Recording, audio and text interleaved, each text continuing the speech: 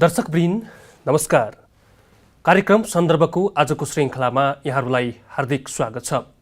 सन्दर्भको आजको श्रृङ्खलामा राष्ट्रपति विद्यादेवी भण्डारीले प्रतिनिधि सभा विघटन गरिसके पश्चात उत्पन्न परिस्थिति र आइतबार मध्यराति मात्रै राष्ट्रिय सभाको अधिवेशन पनि अन्त्य भइसकेपछि उत्पन्न परिस्थिति, जनताका आवाजहरू मुखरित हुने दुवै संसद बन्द अवस्थामा रहँदाखेरि राष्ट्रपतिको कदम विरुद्ध, संसद विघटन विरुद्ध सडकबाट आवाज उठिरहँदाखेरि प्रधानमन्त्री ओलीको गैर संवैधानिक, प्रतिगामी, अलोकतान्त्रिक चरित्र भनेर चाहिँ टीका टिप्पणी भइरहँदाखेरि चाहिँ अब मुलुकको दिशा कता जान्छ?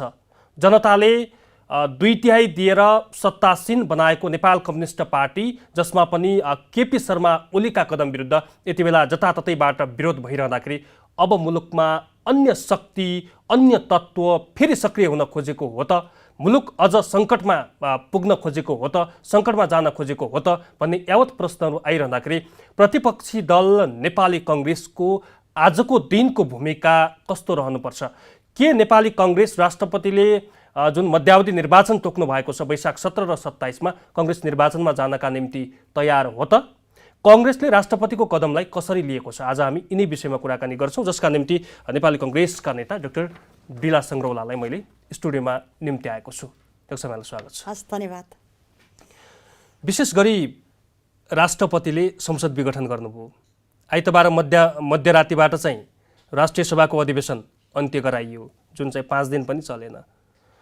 कङ्ग्रेस कता छ? कङ्ग्रेसको खासै आवाजहरू सेलाउँदै गएको, सडकमा पनि पातलो फितलो प्रस्तुति देखिएको यो अवस्था हुँदाखेरि कङ्ग्रेसलाई खोज्ने बेला आएको हो? अब काङ्ग्रेसलाई खोज्ने बेला आएको होइन।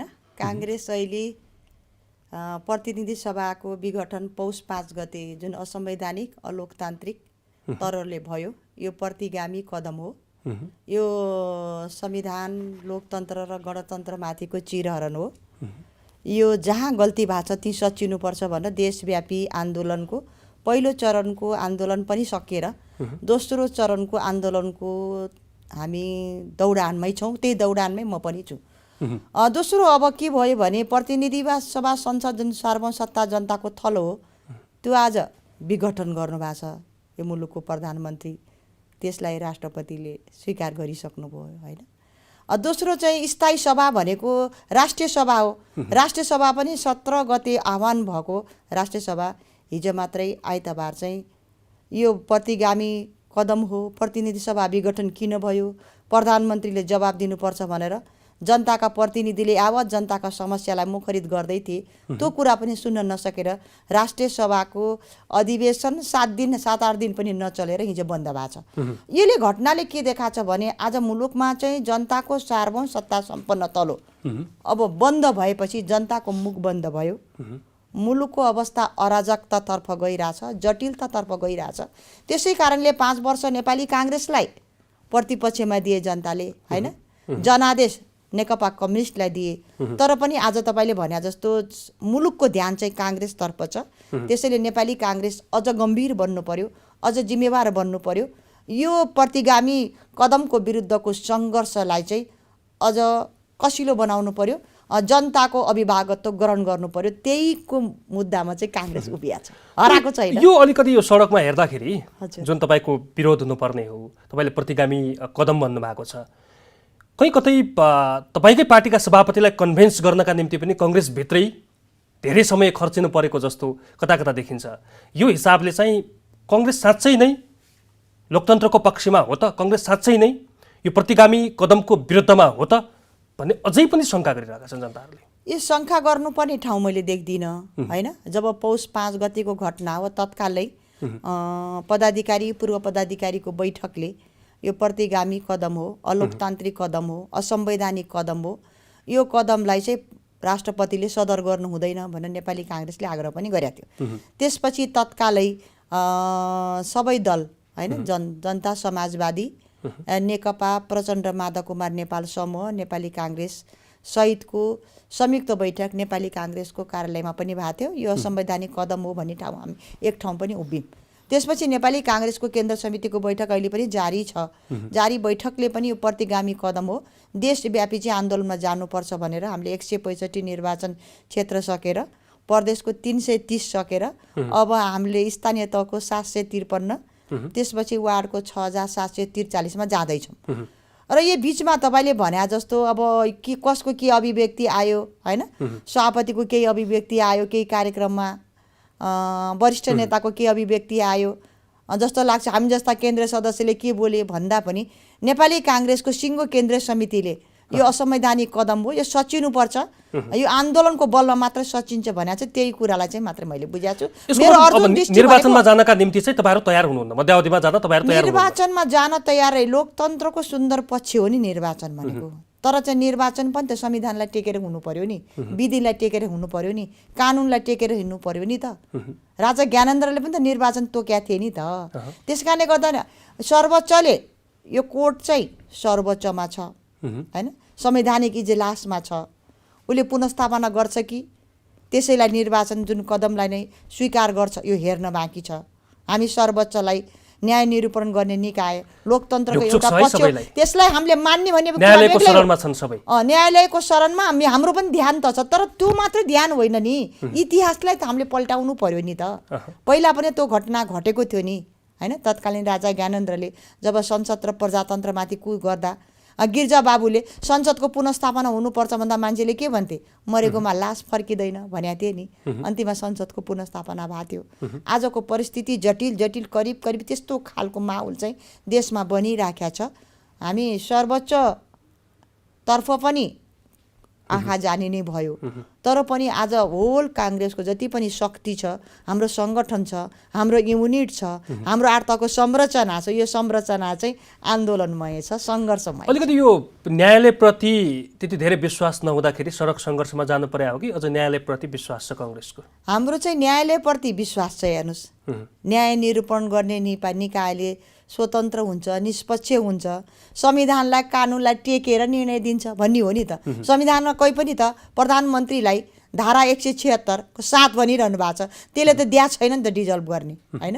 त्यस कारणले त्यो अधिकार नदिया हुनाले त्यसलाई टेकेर नै निर्णय गर्छ सर्वोच्चको पाटा। धारा 85 मा पनि धारा 85 र 5 वर्ष अगावै विघटन भएको खण्डमा भन्ने शब्दलाई खण्डलाई भने पनि त्यहाँ त्यो धारामा यो विघटन गर्ने अधिकार यो पालिको जुन संविधानको त्यो धाराले दिएको छैन। यो व्याख्या हामीले गर्नु पर्दैन होइन। तत्कालीन संविधान सभा अध्यक्ष सुभाष नेमाङले पनि विघटन गर्ने अधिकार छैन सुभाष नेमाङको पहिलाको भिडियो पनि जुन अध्यक्ष हुँदाको भाइरल भइसकेको छ होइन।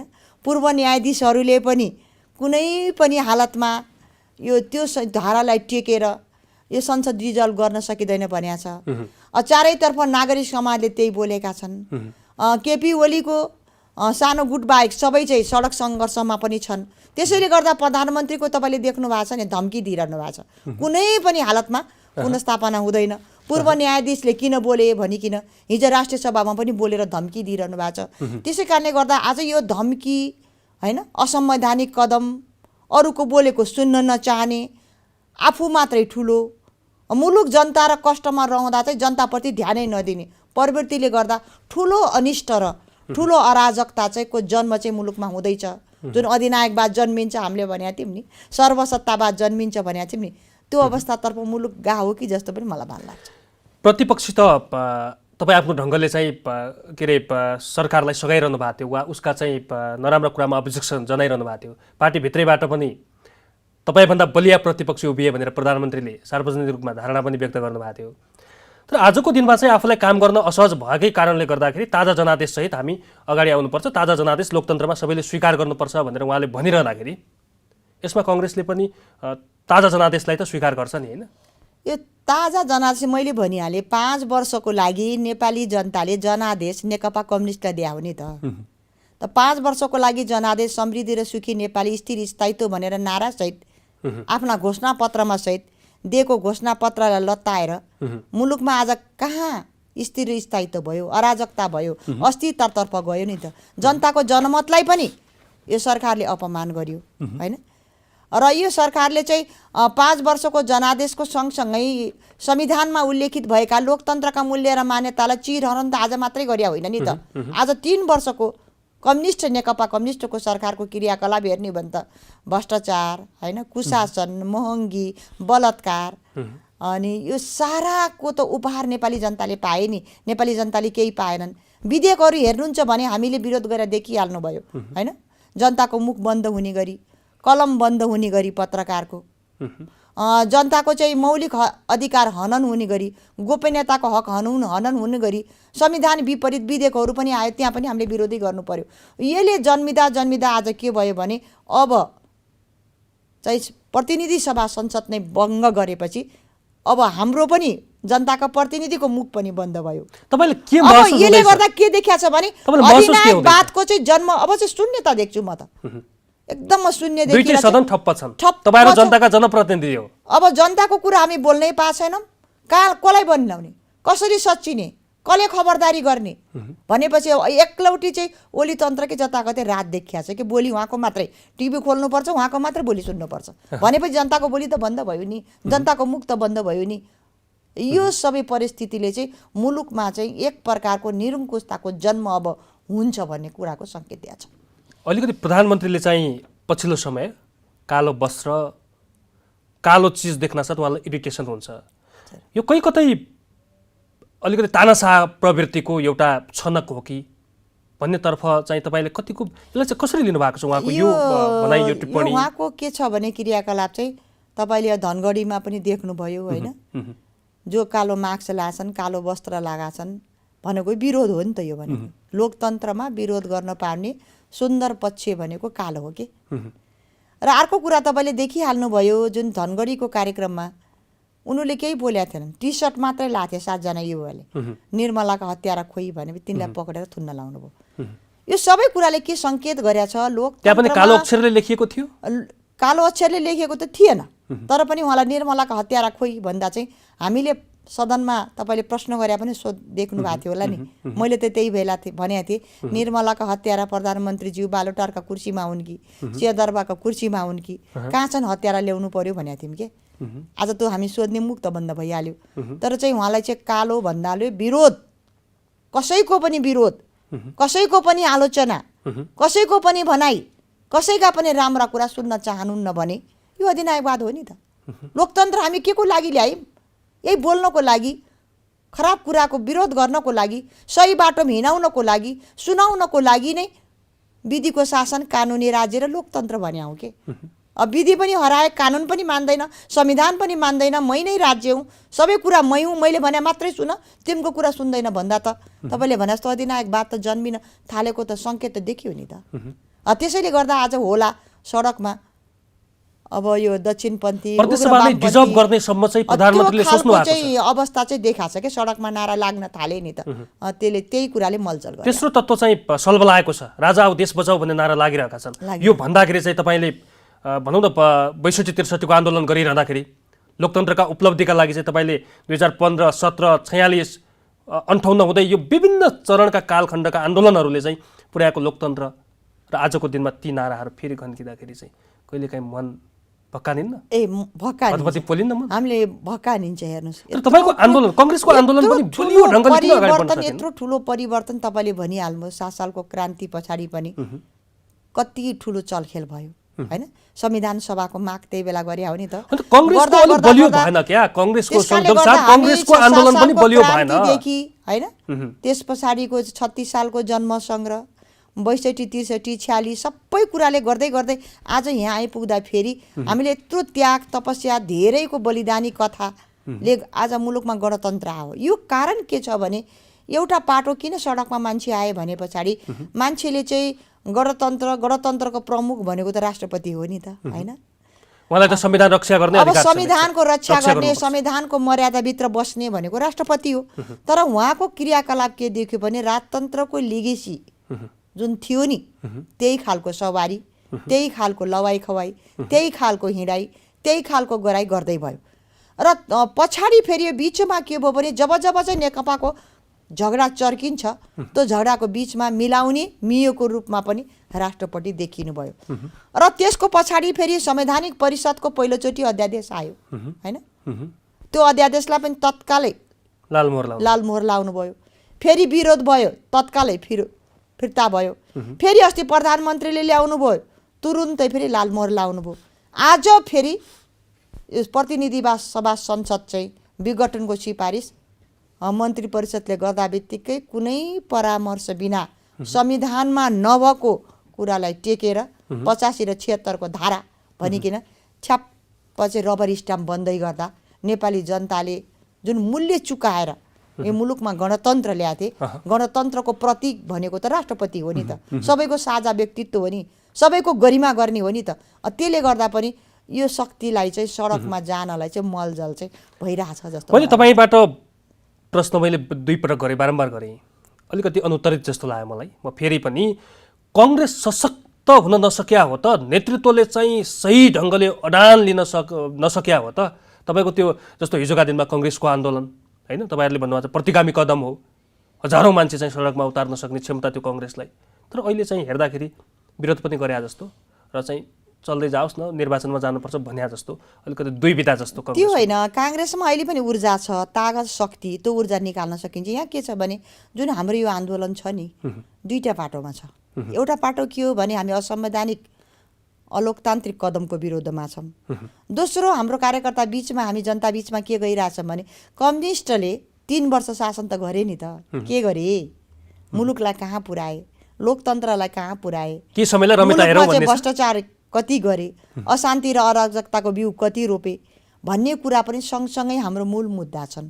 त्यसैले यो मूल मुद्दा पनि हामी एक चरण चाहिँ सङ्गठन मार्फत नै लिएर गएका छौँ, कार्यकर्ता बीच जनतालाई आकर्षण गरेका छौँ। र तपाईँले भने जस्तो चाहिँ यस्तो दिन आउँदैछ, कसैले चाहे पनि नचाहे पनि अन्तिममा चाहिँ हरेक आन्दोलनको नेतृत्व काङ्ग्रेसले ल्याएछ नि। आज पनि लिनुपर्छ भने अब त उठ्याछ नि, नागरिक समाजले बोलिराखेका छन्, पूर्व न्यायाधीशले बोलिराखेका छन्, बुद्धिजीवीले बोलिराखेका छन्, पत्रकारले बोलिराखेका छन्, हरेक चाहिँ निकायले बोलिराखेका छन्, काङ्ग्रेसतर्फ आँखा फर्किराखेका छ। त्यो समय चाहिँ आए जस्तो मलाई लाग्छ। पार्टीभित्रको अलिकति विचलन, तिक्तता, संस्थापन र इतर पक्षको लडाईँ जुहारीले गर्दाखेरि पनि त आन्दोलन फितलो भयो कि भन्ने शङ्का लिइरहेछ। त्यो चाहिँ होइन, जस्तो बाहिर मिडियामा आछ नि इतर पक्ष र भितर पक्ष भनेर, होइन, यो रामचन्द्र पौडेल गुट र देउपा गुट भनेर चाहिँ होइन, त्यो पनि होइन। त्यो भित्र पार्टीमा त देखिया छ नि, छरपष्ट देखिया छ, छरपष्ट होइन, त्यहाँ एकले अर्काको कटाक्ष गर्ने, एकले अर्काको विवाद गर्ने त देखिया छ। विचार के भने एउटा पक्षले के भने पनि असंवैधानिक अलोकतान्त्रिक छ, तर चाहिँ हामी सर्वोच्चलाई न्यायपालिकालाई स्वतन्त्र मान्ने हुनाले न्यायपालिकाले जे निर्णय देला त्यसलाई मानौँला, होइन भन्ने कुरा केही हदसम्म आएको। न्यायपालिकालाई धेरै हामी दबाब नदिउँ, धेरै गाली गलोच धम्की दिनु हुँदैन भन्ने कुरा पनि केही छलफलको रूपमा, अभिव्यक्तिको रूपमा आएको। तर सिङ्गो केन्द्रीय समितिले एउटै निर्णय गरे के छ भने यो असंवैधानिक छ, अलोकतान्त्रिक छ, सचिनुपर्छ भनेको त पुनर्स्थापना हो नि त, निर्णयलाई मान्ने हो नि। लोकतान्त्रिक पार्टीभित्र डिफ्रेन्ट विचार हुन्छन् के, मैले बेग्लै विचार बोकेको छु, अर्कैले बेग्लै विचार छ, तर जब हामी आन्दोलनको क्रममा जान्छौँ सिङ्गो यो असंवैधानिक छ, सचिनुपर्छ भनिरहेछौँ हामीले। अबको आन्दोलनको चरण चाहिँ के हुन्छ? तपाईँहरू देश दौडामा हुनुहुन्छ, साङ्गठनिक रूपमा पनि यो प्रतिगामी कदम विरुद्ध चाहिँ आन्दोलन गर्छु भनेर काङ्ग्रेसले घोषणा पनि गरिसकेका छ, तपाईँहरू हरेक मञ्चमा बोली पनि रहनु भएको छ। अबको सङ्घर्ष के हुन्छ उसो भए? एउटा चाहिँ हाम्रो यो 8 गतेसम्मको कार्यक्रमै छ, होइन, हामी वार्ड लेभलसम्म भनेको त तल्लो निकायसम्म हामी गइसक्यौँ, स्थानीय तहसम्म सबै कुरा बुझाउँदैछौँ हामीले यो असंवैधानिक कदम हो पनि बुझाछौँ। 3 वर्ष चाहिँ कम्युनिस्टलाई सरकार दिएछ, जनताले के पाए, के गरे कम्युनिस्टले, मुलुकलाई कहाँ पुर्याए, यो दुइटै पनि हामीले गरिराखेका छौँ। यो सत्य कुरा हो तपाईँले भनेको। यो पछाडिको आन्दोलन कसरी जान्छ भन्ने कुरा केन्द्रीय समितिको 6 गतेको बैठक छ, किनभने 6 गते 8 गतेको त आन्दोलन सकिँदैछ, दोस्रो चरणको, तेस्रो चरणको कसरी जाने भन्ने कुरा केन्द्रीय समितिले निर्णय गरेर तपाईँले भने जस्तो सशक्त रूपमा नगएकी त हुन्न। अब अप्ठ्यारो परिस्थितिमा मुलुक गइसक्यो, त्यो खालको वातावरण र त्यो खालको निर्णय गराउनुपर्छ भन्ने कुरामा म पनि सहमत छु। धेरै पटक नेपालमा संविधानमाथि कुब हो, संविधान कति लेखिए, फेरि पनि यो संविधान च्यातिन्छ कि संविधान फेरि च्यात्ने स्थिति पैदा हुन्छ कि भनेर संविधानविदहरू, पूर्ववत नेताहरू, पाका नेताहरू चिन्ता व्यक्त गरिरहेका छन्। तपाईँ एउटा युवा, त्यही पनि महिलाको अझ प्रतिनिधित्व गर्नुहुन्छ, त्यसमा पनि तपाईँले सिङ्गो नेपाली कङ्ग्रेसमा एउटा आफ्नो छवि बनाउनु भएको छ, नेपाली कङ्ग्रेसको हरेक क्रियाकलापमा तपाईँ सरिक हुनुहुन्छ। यसो हेर्दाखेरि चाहिँ नेपालमा स्थायित्व किन हुन सक्दैन? नेपालको राजनीति जहिले पनि अस्थिर भन्छ। हामीले गिरिजाप्रसाद कोइरालाको कुरा गऱ्यौँ, त्यसपछि चाहिँ मनमोहनको पालामा पनि त्यही परिदृश्य देखियो जहाँ चाहिँ संसद विघटन नै भयो। यी कुराहरू हेर्दाखेरि चाहिँ नेपालको राजनीति किन स्थिर हुन सक्दैन, किन अस्थिर बनिरहन्छ? यो नेपालको राजनीतिमा अस्थिरता कहाँ निम्त्यो भन्ने कुरा चाहिँ तपाईँले अघि नै गाँसिहाल्नुभयो। जुन 51-52को मध्यावधि गिर्जाउले गर्दा फेस गऱ्यौँ होइन, त्यो मध्यावधि पछाडि त यो मुलुकमा माओवादीको जन्म भयो नि त। सशस्त्र द्वन्द्व र हिंसाले मुलुकले अक्रान्त भयो, मुला काटिया चाहिँ काटिए होइन, किनभने त्यसले निम्तायो नि त, अस्थिरता आयो के। एउटै सरकार भएन होइन, हामीले चाहिँ नेकपाको सरकारलाई अल्पमतको सरकारलाई सपोर्ट गऱ्यौँ, 9 महिना चल्न सकेन, यस्तै यस्तै द्वन्द्व मुलुकमा चल्दै गयो। त्यसपछि मनमोहनको पनि संसद विघटन भयो, त्यसपछि हाम्रै पार्टी सभापतिले पनि गर्नुभयो। त्यस पछाडि पनि त निरङ्कुशता उहाँहरूलाई नै थुन्यो राजा दरबारिया शक्तिले, फेरि त्यो निरङ्कुशताको विरुद्धमा ठुलो लडाइँ त लड्नु पर्यो नि त होइन। त्यसै कारणले हरेक जुन संसद विघटन भएको छन् त्यो पछाडि चाहिँ अस्थिरता र अराजकता आइसके पछाडि जुन संविधान सभाबाट संविधान बनाउने क्रममा त्यसको त ठुलो हिस्सा त सत्ता त काङ्ग्रेसै थियो नि त, उसको नेतृत्वमा, सबै भए पनि नेतृत्वमा बनेको हो।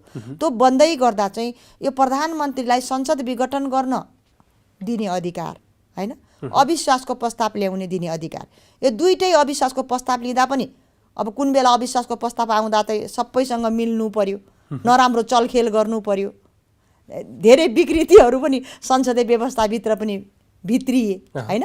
त्यस कारणले गर्दा 2 वर्षसम्म अविश्वासको प्रस्ताव पनि ल्याउन नसक्ने होइन। जबसम्म चाहिँ बहुमतको चाहिँ प्रधानमन्त्रीले होइन उसले अर्को सरकार बन्ने वातावरण हुँदासम्म संसद पनि डिजल्भ गर्न नसकिने कि तीबाट अर्को विकल्प बन्ने भनिकन त्यो खालको संविधान सभामा लेखेर आएको हो कि दुईटै जुन चलखेल हुने र अस्थिरतातर्फ लैजाने चलखेलले मुलुकको राजनीति त त्यो वातावरण बन्यो नि। आजसम्म मुलुक त समृद्ध बनेन नि, मुलुकमा स्थिर स्थायित्व आएन। अब नेपाल बनाउनु पर्छ भनेपछि त्यही संविधानमा यी दुईटै कुरालाई हटाएर लेखेर आएको संविधानमै नभएको कुरालाई फेरि प्रधानमन्त्रीले प्रतिनिधि सभा विघटन गर्दा त अब के हुन्छ भने मान्छेले बुझिरहेछन् के बुझ्नुपर्छ भने बुढी मोरी भन्दा पनि काल पर्के भन्ने ठुलो कुरा हो। मानौ अहिले अब यो सर्वोच्चले रिस्टेट गर्यो अरे, हामी निर्वाचनमा गयौँ, 2टा कम्युनिस्ट भए, तपाईँले भने जस्तो फाइदा कसलाई होला? काङ्ग्रेसलाई। काङ्ग्रेस जितेर आउला, ल 2/3 सरकार बनाउला। फेरि यही भित्रमा मैले एकलौटी चलाउन पाइनँ भनिकन त्यही नजिरलाई पक्रेर संसद विघटन भयो भने यो मुलुकले कतिपटक खर्चिलो निर्वाचन बेर्ने, मुलुकले कतिपटक अस्थिरता र अराजकता बेर्ने भनेपछि त्यो नजिर बसाए त मुलुक कहिले पनि स्थिर हुनु भएन। नेपाल त बन्ने भएन नि, नेता बन्ला, एउटा पार्टी जाला अर्को पार्टी आउला, एउटाको सरकार जाला अर्को आउलान्, फेरेलान्, त जनताले के पाउँछन्? त्यही कारणले जहाँ गल्ती भएको छ ती सच्चिनुपर्छ। संविधानमा नभएको कुरा गलत भएको छ भने यो सच्चेन भने यो संविधान नै तपाईँले भने अघि सङ्केत गर्नुभएको छ, यो संविधान नै रहन्छ कि रहँदैन भन्ने परिस्थितिमा नेपाली काङ्ग्रेसले खुट्टा कमाउँदैन, आन्दोलनको जारबाट ल्याउँछ। कङ्ग्रेसले चाहिँ त्यो बिचमा सरकारका काम कारबाहीहरूलाई निहाल्ने भनेर छाया सरकारको पनि अवधारणा ल्यायो होइन, त्यो त्यति फलदायी बन्न सकेन होइन कङ्ग्रेसको लागि। यो छाया सरकार म पनि छाया सरकारमै थिएँ होइन, यो सामाजिक सुरक्षा श्रम मन्त्रालय, तर चाहिँ मैले प्र्याक्टिस चाहिँ कङ्ग्रेसले गर्न खोज्यो तर चाहिँ त्यति राम्रो उत्तम हुन सकेन धेरै नै। अब किनभने यो कोभिडको बेलामा धेरै नेपालीहरू नेपाल आउन चाहे होइन, धेरैको रोजगारी गुम्यो, धेरै असहज परिस्थिति पनि आयो।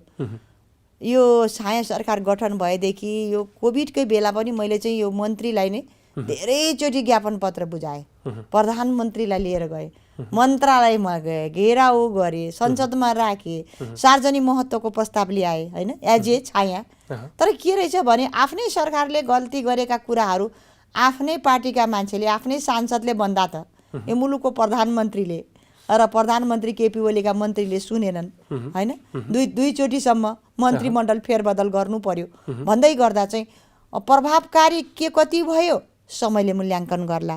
तर जति हामीले खबरदारी गरेको कुरा पनि यो मन्त्री प्रधानमन्त्रीले चाहिँ सुन्ने अवस्थामा त थिएन। त्यही कुराको अवस्था चाहिँ आज एउटा सरकारमा छ एउटा सडकमा छ, त्यही काण्डले हो, नसुनेको कुराले हो। के यहाँको महत्त्वपूर्ण समयका लागि म धन्यवाद।